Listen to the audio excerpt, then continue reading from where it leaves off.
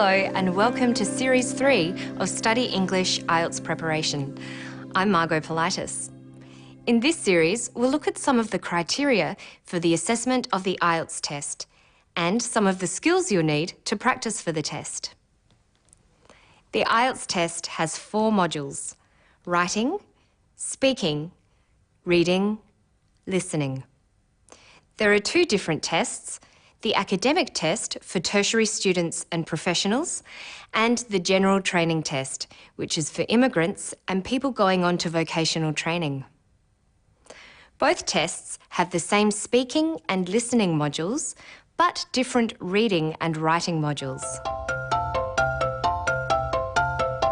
Knowing what the examiner is looking for can help improve your results because you will know what to focus on when practicing. Here are the features the examiner looks at in your writing and speaking. These are the things that are marked: task response, coherence and cohesion, grammatical accuracy and range, vocabulary, fluency, pronunciation. What do these criteria mean? Task response means how well you've understood and responded to the question or task. For example, in the essay, you must make sure you have answered all parts of the question and followed the instructions. The next thing the examiner looks for is coherence and cohesion. This is how you organise your answer. For example, in the essay, coherence means that the essay works in its overall structure, making sense in the way it is organised. Cohesion means that the essay flows well from one part to the next. Another feature being assessed is grammatical range and accuracy. When assessing grammatical range, the examiner is looking at the variety of sentence types you are able to use. You can't rely on just using simple sentences and structures. Grammatical accuracy simply refers to the number of errors in your language. That includes things such as punctuation. The final feature assessed for writing is vocabulary. The examiner looks at the accuracy of your spelling and the range of words you use to cover a topic.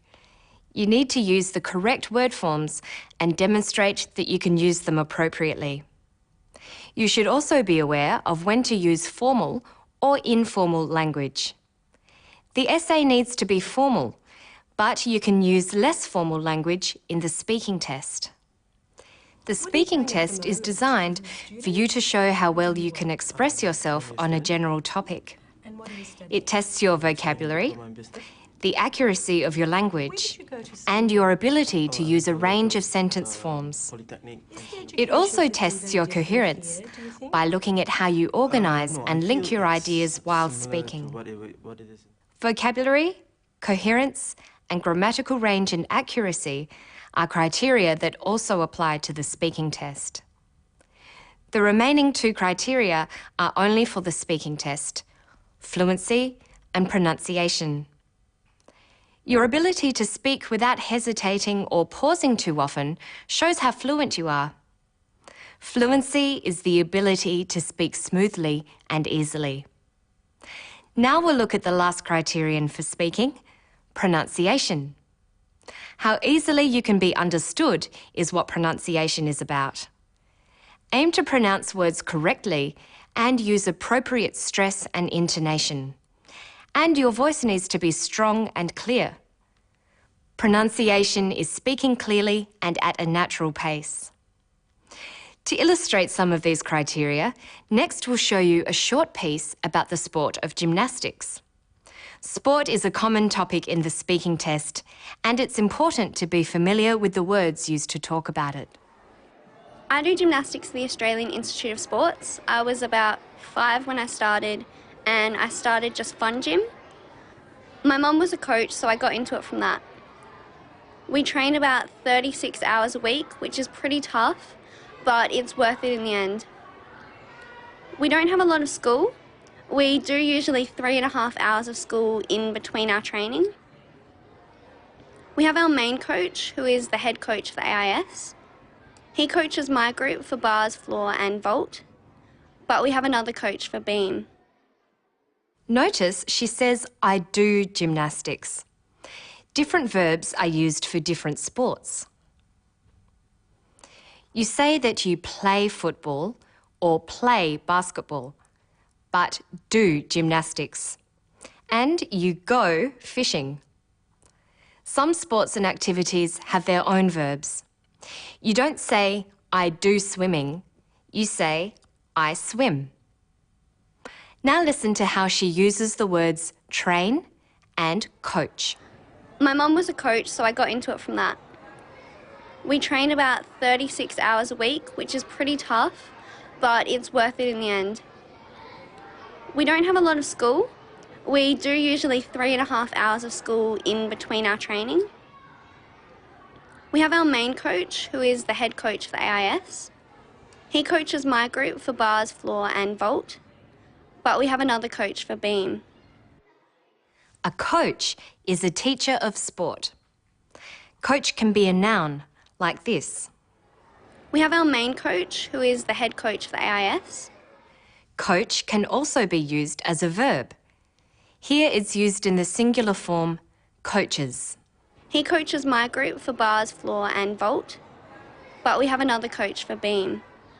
She uses the word for practicing a sport, train.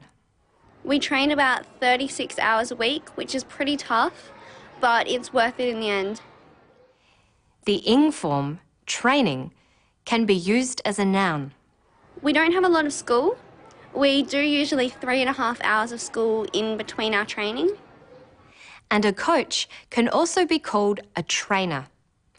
You should watch English language TV to help build your vocabulary in this fashion, because you will be marked on how well you use words and their various forms.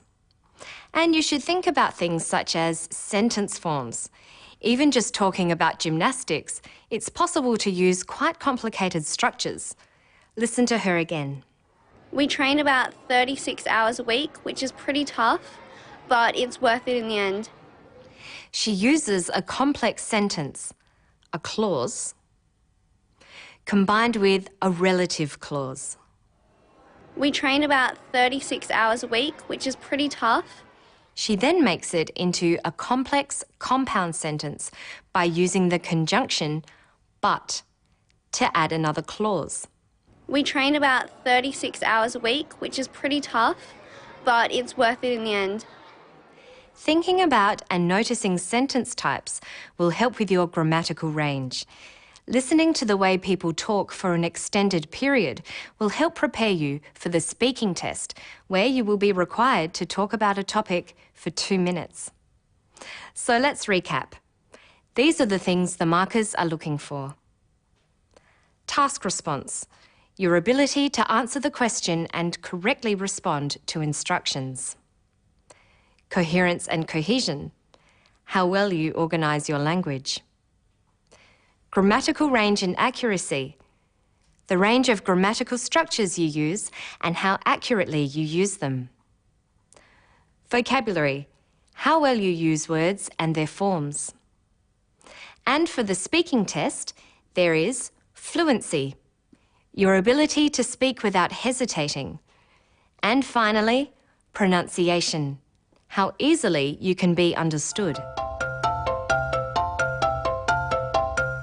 In the coming episodes, we will look at these criteria in more detail and explore ways of meeting them.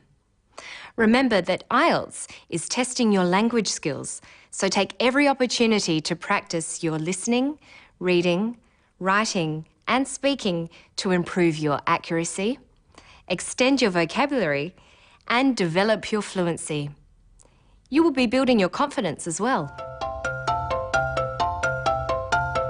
That's all for now. To find more information about assessment and band scores, visit our Study English website. Good luck with your studies.